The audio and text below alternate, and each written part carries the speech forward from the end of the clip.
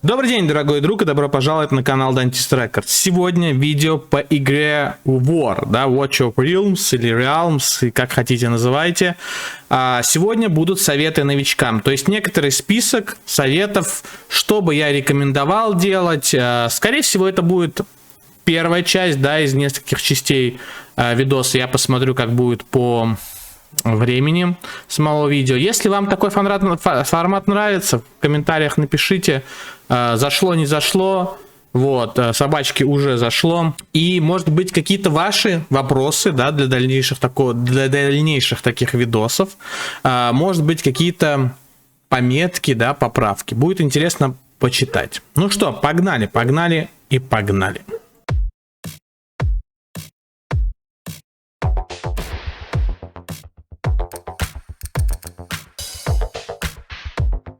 Первый вопрос, с которого мы начнем, выход игры. Смотрите, выход игры, друзья, 13 июля официальный релиз. Сейчас это предрегистрация, плюс если вы находитесь там в определенных странах, то вы можете скачать это с Гугла, либо скачать эмуляторы на компьютер, вот как у меня скачано, да, VPN, если у вас нету в доступе. Если новый патч как-то не работает, не скачать, есть APK-файл, который напрямую можете скачать и через приложение на телефоне, либо на эмуляторах установить этот файл напрямую, да, если у вас, к примеру, не скачивается. APK-файл, ссылку я оставлю, я выкладывал его в группу свою, да, в Телеграме можете пройти скачать. Я сам устанавливал на телефон себе этот APK, потому что у меня тоже была предрегистрация и невозможно было поиграть. Единственное, подобрать правильную программку. В телефон там может жаловаться, что там нужно разрешить этой программе установить, там вирусы, не вирусы. Я себе установил, вроде вирусов нет. Я, честно, не гарантирую, да, может там что-то и было. Меня взломали, и скоро иллюминаты меня захватят. Но у меня все прошло хорошо, на телефоне работает, все балдежно. Либо ждете 13 июля на Apple, на iOS. Будет анонс. Плюс, скорее всего, ПК-клиент, да, 99% шансом будет 13 июля. Ждем. Если хотим сейчас поиграть, скачиваем и играем. Второй момент, друзья, сразу же промокоды. В игре есть промокоды, на экранчике добавлю, скорее всего, в описании точно будет, да, 4 промокода. WAR 123, WAR 777, WAR 888 и недавно вышел новый промокод WAR Launch 713. Вводите, заходите сюда, в настройки, выкупить код, обязательно нужно выкупить код, и сюда вводите данный промокод, активируете, на почту вам приходят дополнительные плюшечки. Используйте. Следующий момент с сценкой. Друзья, в любой бой, который проходит у вас в игре, если вы его не завершили, что кампания, что рейды, что подземки, если вы вышли из боя, энергия, которая, да, туда вот уходит, она не тратится. Энергия тратится только на успешный бой. Нужно что-то протестировать, зашли, протестировали, вышли. Энергия не уйдет. Поэтому пользуйтесь, там, играйте, какие-то тесты проводите. Единственное, на клановом боссе, да, не забываем, если вы успели выйти с кланового босса до того, как вам покажут результат, да, можете даже приложение закрыть, тоже ключ у вас останется цел. Поэтому тестите, там можно за секунду до конца выйти, также посмотреть там урон на КБ, да, итоговый, просто когда вы выйдете в конце, если вдруг захотите там протестить какой-то урончик, да, то есть нажимаете покинуть, проверили, а так энка, ключи и все, что вот это вот делается, оно не тратится, смело выходите, не бойтесь. Следующий вопрос, разлом пустоты, вот у нас новый разломчик, он открывается при достижении 40 уровня, много всего в игре открывается, да, то, что вы можете увидеть у меня, там, к примеру, прокачка героев, да, моментально, и много вот таких вещей, там продажа рарок, оно все открывается по ходу прохождения кампании, поэтому обязательно заходим в историю, здесь кампания на волку, проходим вот здесь кампанию, да, то есть вот 3 варианта кампании есть, нормальный, сложный, эксперт, потихонечку все это проходим и открываем для себя вот доступ ко всему в игре, поэтому не надо спрашивать, а что у меня нет быстрой прокачки, а что у меня того-то нет. Когда будете идти по кампании, да, по развитию, у вас все это откроется.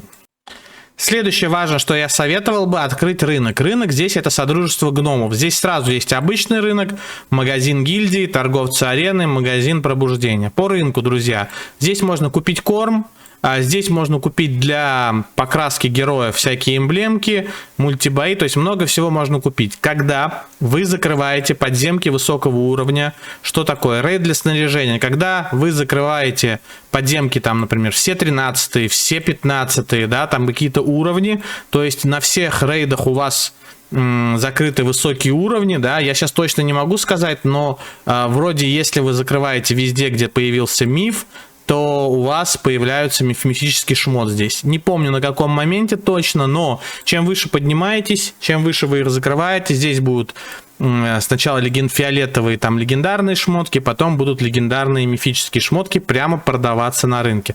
Поэтому рынок открывайте, здесь много всего полезного, вытяжки продаются, энка, все со скидкой, то есть можно закупаться рынком, действительно здесь классно пользоваться. Магазин гильдии тоже выполняете там задания в гильдии, бьете КБ, получаете монеты. Здесь единственное место, да, где вы можете купить бустер золота. Я потом еще к этому вернусь моменту, когда поговорим о бустерах.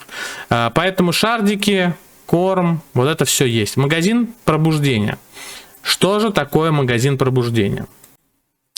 И как вообще достать вот эти вот кусочки пробуждения? Когда вы жертвуете эпическими героями и легендарными, да, то есть рарок вы продаете за рубины, а вот, например, эпического героя вы можете продать вот за эту валюту. 100 валюты, да, за этого эпического героя можете получить. Вот у меня 1000 валюты есть. Когда вы их освобождаете, вы за это не получаете ничего, кроме валюты. У вас появляется возможность за эту валюту тратить на какие-то камни пробуждения, да, и на какие-то плюшечки в магазине пробуждения. То есть тоже на это обратите внимание. Вопрос по шардам. Смотрите, здесь есть несколько вариантов шардов. Обычные вот такие редкие кристаллы, да, из которых у нас падают и зеленые герои, и синие, и фиолетовые, да, и легендарные. Есть второй вариант, божественный такой призыв, с которого фиолетовые падают, да, и легендарные. То есть это как сакралы в рейде. Также у нас есть вот такие древние кристаллы. Они только периодически, да, есть возможность их открыть. То есть в обычное время вы их не увидите, а, например, когда события по древним кристаллам, здесь дополнительный такой пунктик древние кристаллы. Также здесь бывает 1+1, x2. Стандартно как все происходило. Одну неделю x10, да, на героя, другую x2 на героев. Сразу хочу сказать по шардам, повышенного шанса на x2 на эпиков нету. То есть повышается шанс в 2 раза только на выпадение легендарных героев. Поэтому эпики падают всегда одинаково, да, пока события по эпикам не было. Поэтому если вам нужны какие-то эпические герои и не нужны легендарки, да, то вы можете вообще в любое время открываться. Но здесь хорошие x10, здесь x10 действительно работают. Я бы открывался бы в приоритете на x2, либо если у вас гарант близок, а здесь гарант как раз после 200-го шарда у вас каждый последующий шард повышает шансы на легу. Также и сакралы, да, после каждого там 12-го сакрала повышается шанс призвать дополнительно легендарного героя. Поэтому 3 вида шардов. Синенькие, из которых вот эти вот, да, редкость героев падает. Отсюда такая редкость падает героев. Из древних кристаллов падают лорды, то есть это крутые герои с лидерками. То есть если вы зайдете сюда в галерею, вы увидите, что в каждой фракции есть, вот видите, 3 лорда. То есть с этих шардов высока вероятность достать именно лорда фракции. Может быть рарка, да, может быть эпик, может быть легендарка, но высокие шансы именно на лордов. Ну и не только, там обычные герои тоже есть в пуле. Шарды редкие, с них редко что-то падает, да, хорошее, но из них могут выпасть лорды. Важный момент, друзья, хотелось бы обсудить именно лордов. Лорды есть даже рарные, да, то есть для чего они нужны? К примеру, мы заходим вот в какой-то бой, и вот здесь вот в лидерку мы можем поставить лорда. Герои, который нам даст вот какой-то баф на всю фракцию используемых героев. К примеру, мы берем гнева, которого нам дают, и это фракция кошмара. То есть, когда, видите, вы размещаете героев, вырастает вот эта вот скорость атаки у этих данных героев. И тут, видите, сразу загораются персонажи, на которых вот этот баф действует, да, видите, здесь вот даже можете при выборе посмотреть, кто из данной фракции находится. Здесь, например, нижняя фракция, видите, тоже горит. Тут Винфинда, это вот этот Ноктюрн. То есть Винфинд тоже дает свои какие-то плюшечки. Можете почитать именно в лидерке лорда, что он дает для данной фракции. Это действительно очень круто усиливает данную фракцию. И сразу же еще один лайфхак по лорду кошмара. Друзья, каждый герой, которого вы выставляете в этой фракции, дает нам плюс к скорости атаки. Да, то есть давайте мы пойдем, например, в рейд опыта, зайдем. Здесь, смотрите, к примеру, у нас полный набор вот этих вот героев, да, с кошмара. И мы читаем, что здесь до 35% скорость разгоняется. Как можно абузить? То есть вам не обязательно, чтобы эти герои всегда стояли на поле боя. Это работает на клан-боссе, просто ключей нету, я вам не покажу. Смотрите, поставили первого, плюс 5%. Второго героя из этой фракции, плюс 10%. Можно этого героя убрать. Поставили третьего героя, и будет уже не плюс 10, видите, а плюс 20. Убрали этого героя, да? Сейчас натикает. Поставили еще одного. Плюс 35. То есть это не обязательно, что все герои должны у вас стоять на поле боя. И это классно, например, на клан-боссе. Если у вас всего 2 героя из фракции кошмара, то вы можете остальных 2 взять, просто выставить их и убрать. И у вас вот те первоначальные 2 героя получат буст. Вот так я делаю. Сейчас вам покажу. К примеру, вот у меня клан-босс. Да, вот посмотрим. А вот третий кошмар. Заходим. Смотрите, у меня есть волка и у меня есть мерзость. Они вообще не участвуют в бою. У них 0 урона. Но это фракция, которая усиливает моего комода, да, и моего гнева с Валеркой. Вот. И я их выставляю и убираю, чтобы пробафать именно моих основных героев. Поэтому вот таким лайфхаком по кошмару можете спокойно пользоваться. Следующий момент, друзья, как качать опыт и золото. То есть, как здесь прокачиваются герои. Доводите героя до максимального уровня, подготавливаете корм. Корм здесь легко готовится, да, то есть вам нужна валюта зелья опыта. Когда вы проходите кампанию, периодически, да, на каких-то вот этапах, если посмотрите, видите, вот здесь вот открывается рейд для опыта. На этом этаже здесь рейд для опыта. Ну, то есть вы, продвигаясь по кампании, открываете рейд для опыта. Он везде разный. То есть разное количество опыта дается. 8 вот этих этапов есть, да, в которых вы просто фармите мобов, и вам дают вот эти вот бутылочки зелья опыта. Потом это зелье опыта просто вливаете в героев. Ну и стандартно, да, чтобы 4-звездочного героя перевести на 5 звезд, вам нужно 4 корма 4-звездочных плюс максимальный уровень данного героя. Вот. И потом заходите, да, к примеру, и там нажимаете вот здесь вот апнуть, добавляете сюда корм и апаете его. Вот, корм апается вот здесь вот, то есть здесь однозвездочный в 2-звездочный, да, и вот здесь вот все максимально быстро пишет, сколько вам нужно опыта вот этих зелий, да, чтобы, к примеру, этих героев апнуть. Вот можем десяточку нажать, 52 тысячи опыта потратилось, некоторые герои перевелись, видите, и теперь из них можно проводить это все дальше. Это по опыту. По золоту, друзья. Золото тоже фармится под бустером, все так же в компании открывается, 7 этапов, и также убили, получили золото. Единственный минус в чем? Бустеры опыта много где можно получить. Здесь можно купить, да, там, здесь можно купить. Можно потом в пантеоне взять, если у вас не потратилось. А зелье, именно не зелье, а именно бустер на голду можно только в одном месте. Раз в неделю в магазине гильдии. Поэтому вам нужно один день в неделю уделять именно на фарм золота. Прям максимально всю энку туда, потому что в другие дни у вас бустера не будет. Поэтому раз в 7 дней купили и прокачали, нафармили золото. Следующий момент, перейдем к кампании, друзья. Когда вы проходите кампанию, да, потихонечку, где-то что-то не можете пройти, да, к примеру, на какой-то главе зашли, вот, есть помощники. То есть вы можете взять героя из ваших друзей, да, какого-то. Вот у Алекс мне предлагает Салазара. К примеру, я выбираю, и у меня в бою будет данный Салазар. Это поможет, чтобы зачлось на 3 звезды. То есть это никак не влияет на прохождение. То есть если вы прошли даже с помощником, 3 звезды засчитывается. Как ставить данных помощников? Заходите в свой профиль, помощь для друзей. И здесь устанавливаете 3 героев, которых будут видеть ваши друзья. Все очень просто. Поэтому кампанию спокойно проходите с помощником, и 3 звезды засчитывается. Дальше, еще один лайфхак по кампании. Когда вы будете проходить уже более тяжелые этапы кампании, да, здесь есть условия. То есть пройти этап, имея в команде не более 6 героев. Пройти этап, сохранив сердце души невредимым. Сейчас я вам скажу самый главный лайфхак прохождения этих этажей. Когда вы проходите, вы можете пройти его 2 раза, и оба раза не на 3 звезды, и у вас в общем зачтется на 3 звезды. Как это происходит? Первый раз вы проходите, сохранив сердце души невредимым.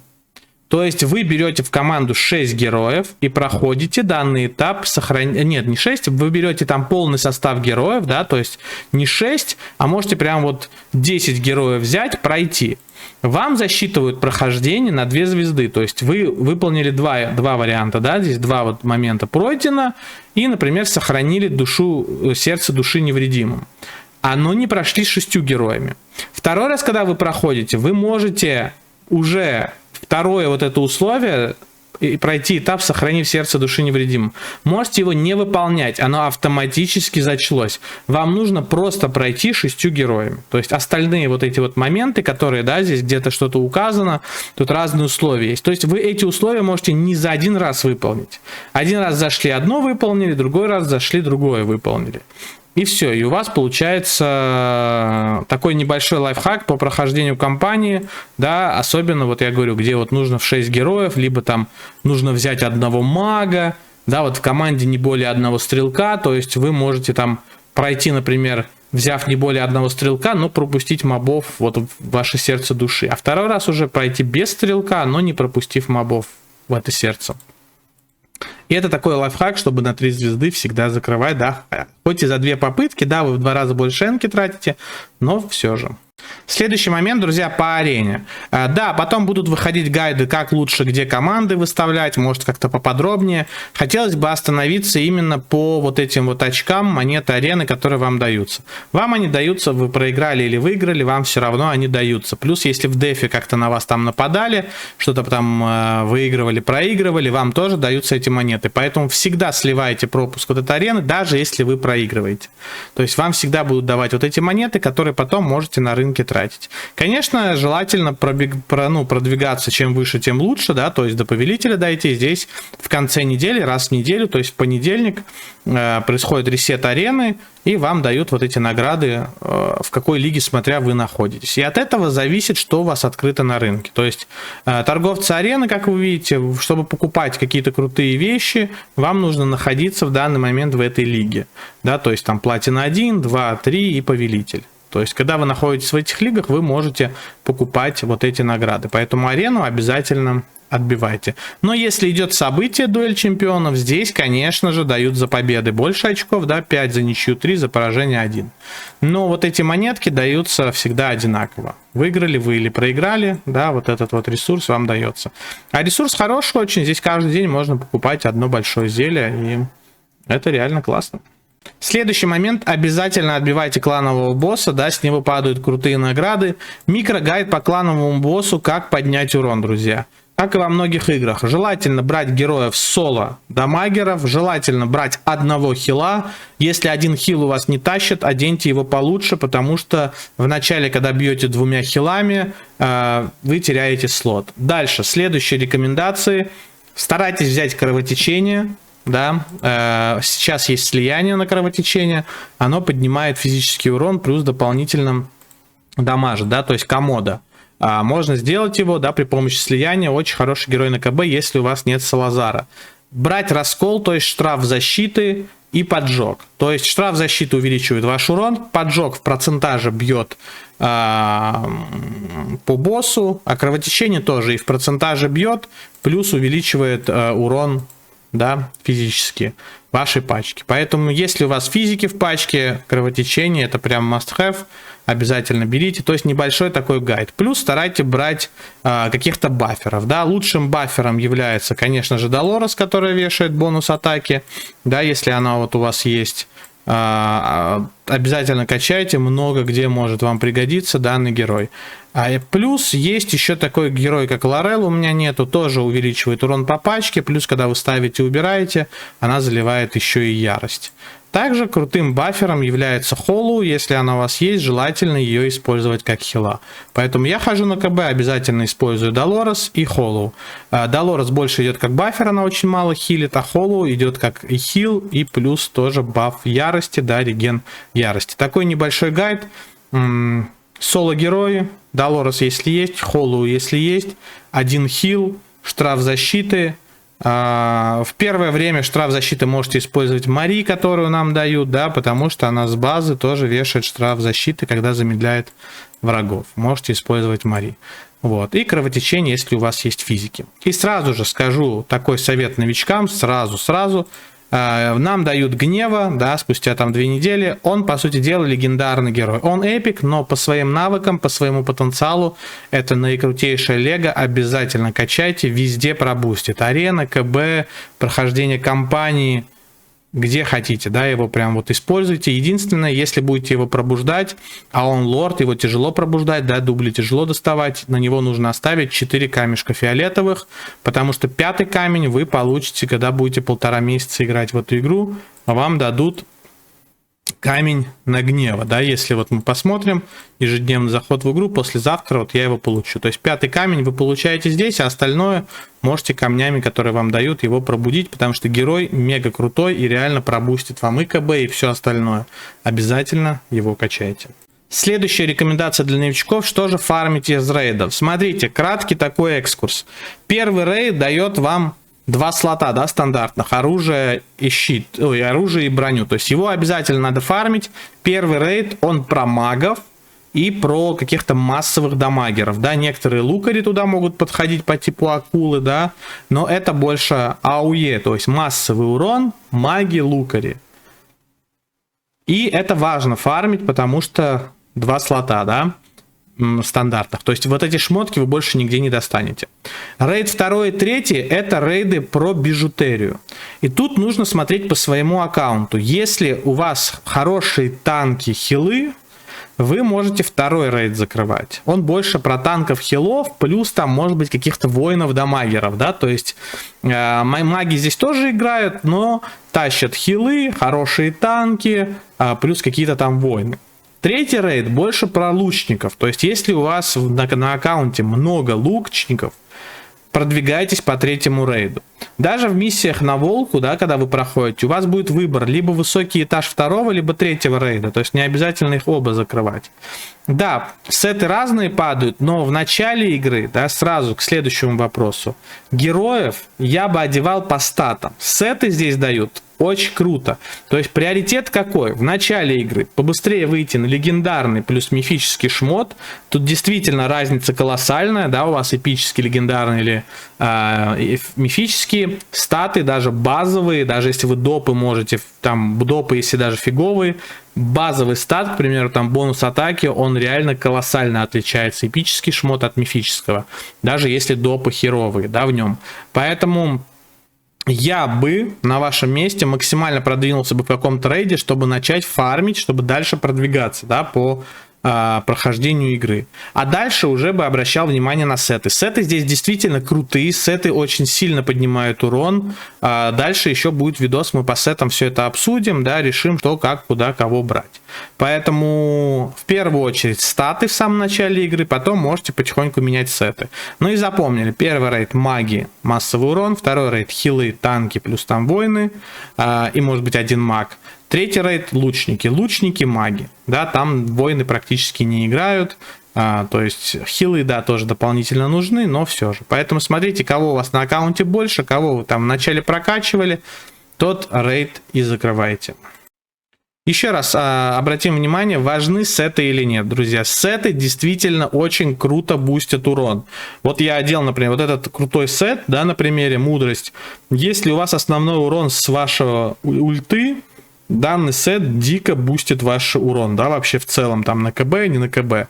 Сеты очень важны, но в начале, когда у вас выбор небольшой, то лучше, конечно, по статам набирать, да. Когда вы уже станете покруче и уже начнете фармить там мифический шмот, тогда потихонечку героев переодевайте в сеты, потому что вот этот сет крит урона классный, да, мудрость, то есть урон действительно начинает расти. Поэтому первые там, может быть, 2-3 недельки я бы сильно на сеты не обращал внимания, потом потихоньку бы начинал уже переодевать героев в важные сеты и нужные. Следующее, что хотелось бы обсудить, прилив, друзья. Главный лайфхак прилива, я вам сразу скажу, вы можете здесь сильно не обращать внимания практически ни на что. Текущая боевая сила, то есть чем сильнее ваши герои, А прилив здесь рассчитывает, то есть таланты, да, когда вы тут качаете таланты, вот эта сила растет. Плюс там большой зал, то есть пантеон, я покажу, чем больше вы его прокачиваете, сила растет. Короче, чем сильнее ваши герои, именно по силе героя, да, вот как вот здесь вот зайдете, видите, сила там 68 тысяч. Вот общая сила, чем она больше, тем больше шансов закрыть прилив. То есть как это работает? Смотрите, я захожу в прилив, и у меня сила меньше требуемой, да? У меня напишут, что сложно, и тогда я не пройду это никак. Мобы пойдут и просто снесут с одного удара всех моих героев. Когда вот это становится не сложно, а средне или легко, то прилив на автобой закрывается. Поэтому важна именно вот эта общая сила. Чем она больше, тем дальше вы по приливу продвигаетесь. Я это тестил, я специально одевал бестолковый шмот на героев, да, разгонял силу именно героев, чтобы вот эта отметка стала не сложно, а средняя, и прилив сразу же прошелся. Вот я уже до 111 этажа дошел, просто тем, что растет вот эта сила, талантами и просто силой героев. Поэтому прилив обязательно надо фармить, он есть даже в заданиях. И из-за этого прилива только на 19-й день можно получить волку, потому что там нужно закрыть будет 55-й прилив. Поэтому продвигайтесь, прилив очень важен, потому что на 110 этаже, не на 110, на 105 дают пробуждение для волки. А это очень крутое пробуждение, его обязательно нужно получить. Плюс каждый день здесь вы получаете, да, там какие-то ресы по типу легендарной пыли. Это очень классно. Вот, идем дальше. Как я уже говорил, пантеон, что это такое? Это, по сути дела, фракционные войны, и это большой зал. То есть у нас здесь вот заходите, есть испытание фракций. То есть у нас есть одна фракция, которая отдельная, да, это убить ящерицу. 8 этапов. Чем выше продвигаетесь, тем круче вот эти вот эмблемы вам падают. И есть 1, 2, 3, 4, 5 фракций, да. Когда вы их закрываете, да, тоже все этапы, вы здесь тоже можете на автобитве фармить вот эти эмблемы. Что потом делать с этими эмблемами? Заходите в пантеон, и здесь вот улучшаете, то есть вот эти эмблемки, если у вас синенькие, тратите, если, например, уже выше уровня фармите, то вы можете просто высокий уровень разбирать и прокачивать. То есть общий уровень, видите, здесь пантеона есть. Вот эти бонусы, они не пишутся у ваших героев. Эти бонусы дополнительно во время боя. То есть вы их никак не проконтролируете, да, то есть при одевании шмоток вы это не видите. Только когда герои заходят на поле боя, у них эти статы увеличиваются. И вот здесь вот получается прокачиваете потихонечку там где-то атаку, где-то скорость атаки. И есть здесь получается общий уровень. Здесь вот раз вот 20 уровней вам можно будет получить и бустер опыта, и рубинчики. Плюс тут вот видите дополнительные плюшки, типа там получаемые в бою, золото увеличивается, максимальное число героев увеличивается. То есть полезные такие плюшки при прокачке уровня Гипериона. Поэтому фракции обязательно максимально закрывайте. Когда вы один раз прошли фракцию, да, какую-то, здесь действует тоже вот это вот доминирование, 30% усиление. Поэтому прошли. И дальше вам намного проще будет фармить. Можно будет перекинуть, к примеру, шмот и пройти какой-то этап. И сразу же мы плавно переходим к следующему совету. Друзья, переодевания здесь бесплатные. Поэтому, если вам нужно что-то пройти, а у вас нету золота на заточку шмота, а у вас есть круто одетые герои, вы с этих героев можете просто переодеть на нужных героев именно для какого-то этапа. Пройти этот этап, у вас включится доминирование, и вам потом понадобится намного меньше шмота, да, на этих героев, чтобы фармить. Поэтому это реально очень удобно. Плюс сразу же совет, когда вы прошли что-то, у вас включилось доминирование, вы можете зайти в бой с этим доминированием и заново расставить и пройти этот бой уже с бафом. Тем самым сократив время фарма, к примеру. Да? То есть вы прошли без доминирования, у вас там какая-то расстановка была, потом зашли с доминированием. Иногда бывает так, что вы прошли без доминирования, у вас кто-то умер, вы там что-то выставили, и у вас автобитва потом проигрывает. Зайдите просто заново в бой с доминированием, расставьте и заново пройдите. Это действительно очень удобно. И последнее, то, что хотелось сегодня обсудить, это рефералки, друзья. Заходите, можно зайти на канал к Марк Дейру, да, посмотреть, он выпускал видос, как можно самому себе делать рефералки, использовать промокоды, которые я вам выше про них говорил на ревках. Ревки сразу 30 уровень. То есть как это обудется? Вы создали 3 ревки, на каждой активировали промокоды, получили сразу вот эти 3 плюшки, которые здесь даются за промокоды, удалили этих чуваков, да, ваши ревки отсюда. Там 3 дня вроде надо ждать, чтобы можно было добавить следующие ревки.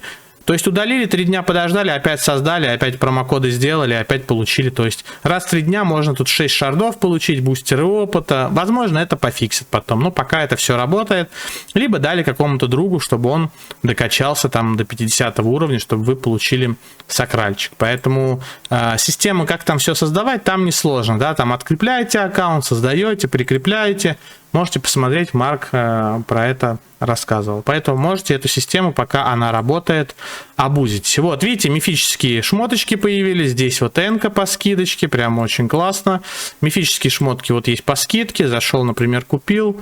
Видите, бонус защиты, там СОЗ защиты. То есть можно тоже дополнительно покупать шмотки, смотреть. А может быть что-то вот такое вот неплохое, да, упадет скриншансом, например, бонус атаки.